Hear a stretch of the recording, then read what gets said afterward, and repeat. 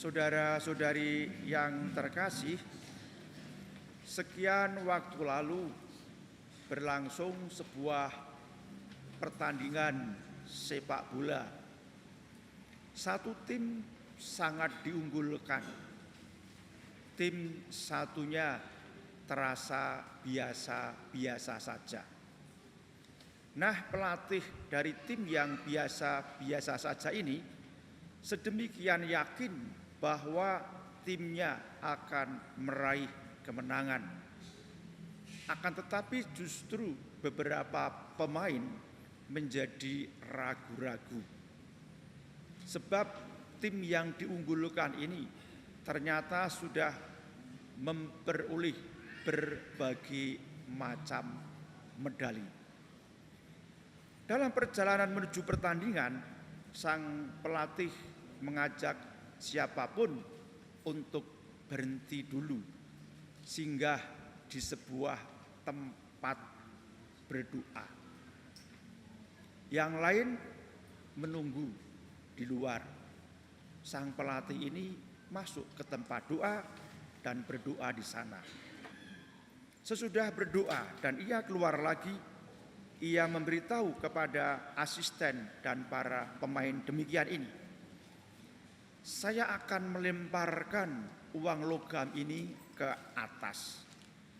Jika uang itu nanti jatuh ke tanah dan menunjukkan gambar angka 1, maka kita akan berjuang dan menang. Jika uang ini menunjukkan gambar wajah orang, kita akan kalah. Sekarang nasib akan mengungkapkan dirinya. Saudara-saudari, uang di zaman dulu dan uang di zaman sekarang beda. Uang di zaman dulu kalau 1 itu memang 1 rupiah. Sedangkan sekarang kita dapat melihat uang logam sekurang-kurangnya besarannya adalah 200 atau 100. Lalu si bapak pelatih ini melemparkan uang logam.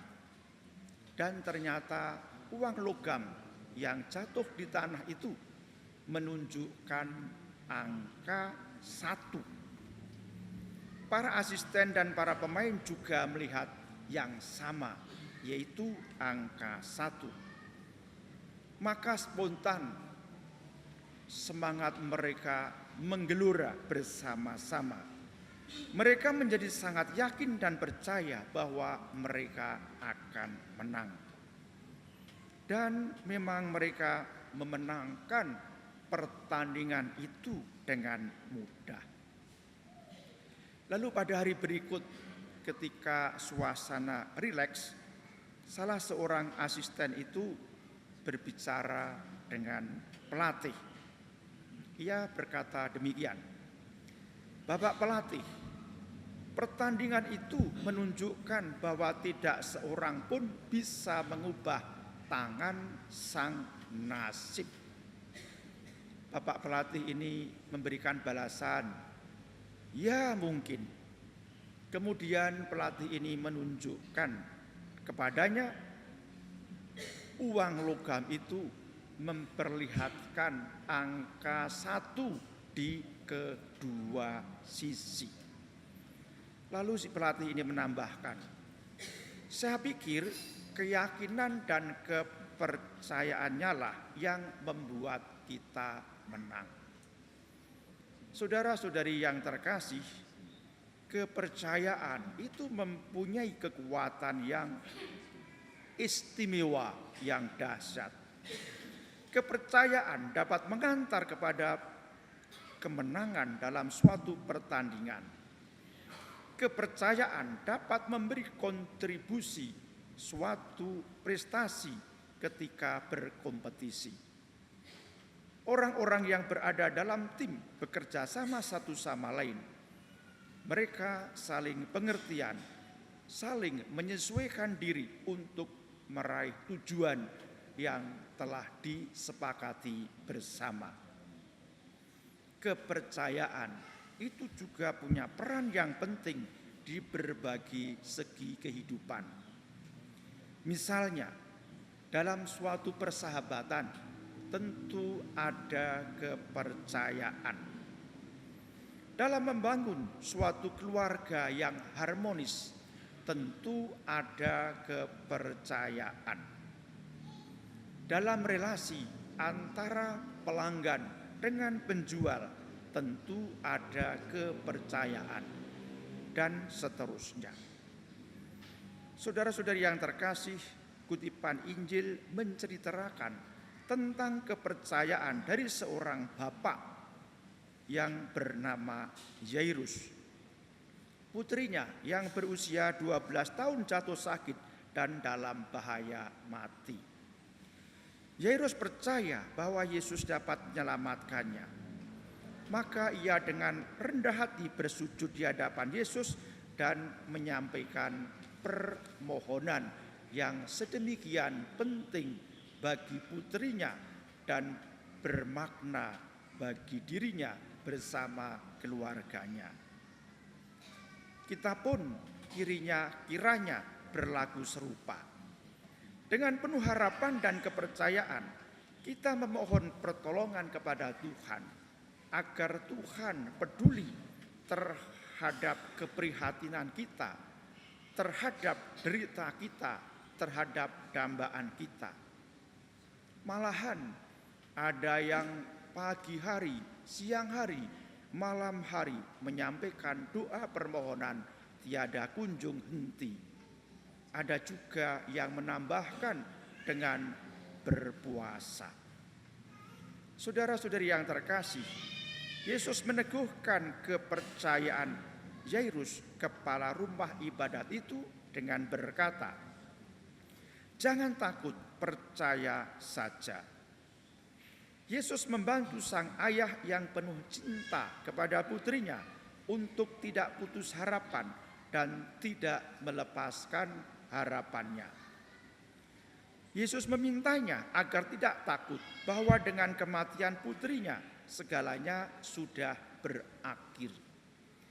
Justru dengan berita duka ini, Yairus ditantang untuk percaya kepada kuasa ilahi.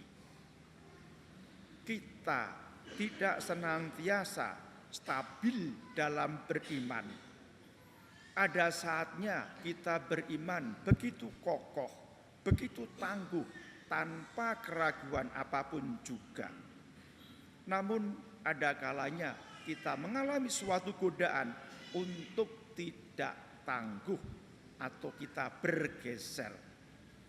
Roh Kudus memberi peneguhan kepada kita agar kita bertahan dalam iman. Roh Kudus menopang iman kita agar tidak goyah sedikit pun. Saudara-saudari yang terkasih, Yesus berkata kepada Yairus, "Jangan takut." Hari ini Yesus juga mengingatkan kita untuk tidak takut terhadap sekelompok orang yang membuat iman kita akan menjadi guncang. Atau kita hari ini diminta oleh Yesus agar tidak takut terhadap bujuk rayu yang secara perlahan-lahan menghendaki agar iman kita menjadi pudar. Saudara-saudari yang terkasih, seterusnya Yesus memisahkan diri dari orang banyak dengan hanya membawa kelompok inti, yaitu para murid Petrus, Yakobus, dan Yohanes.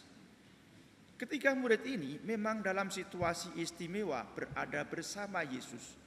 Misalnya ketika Tuhan Yesus menampakkan kemuliaan keilahiannya di atas Gunung Tabor. Saudara-saudari yang terkasih, kita tahu bahwa putri Yairus diselamatkan karena iman.